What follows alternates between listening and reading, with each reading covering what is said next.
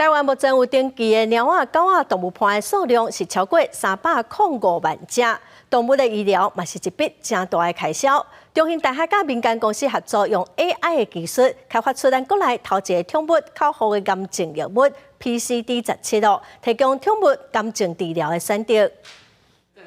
带着狗仔到动物病院挂号看病，对饲主来讲，宠物要健保，卡要到上千块的检查费用是一大负担。因为费用很高啊，有时候几百块啊，有时候如果你要检查更仔细一点的话，可能要几千块啊。根据农业部统计，台湾有登记的宠物猫狗数已经超过3056400只，人饲伴侣宠物真数常。但是随着宠物年纪愈来愈大，得到肿瘤的几率也慢慢增加。目前手术费用大约2至4万块，更加是一笔开销。体表的肿瘤跟腹腔的肿瘤，或是一些深部的肿瘤，它的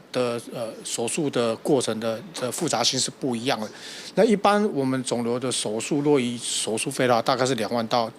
4万之间不等。国立中兴大学甲民间医研公司合作，21号宣布开发出国内第一个宠物口服癌症用药 PCD17。若是会当互饲主方便伫咧厝内饲药啊，因为过程还阁使用 AI 技术解析药物分子效果，大幅降低实验过程的成本。未来量产了，有可能会当比现行治疗的方式费用更较低。它可以口服，可以嘴巴吃，所以呢，一旦呢这个动物确诊它是癌症，续主呢就可以把药物带回去呢，依照医嘱然后呢可能过1个礼拜或过2个礼拜回诊。那这样子来讲呢，对这个续主的给药呢是非常方便的。再结合 AI 去做运算之后，它可以有效的大幅减低实验过程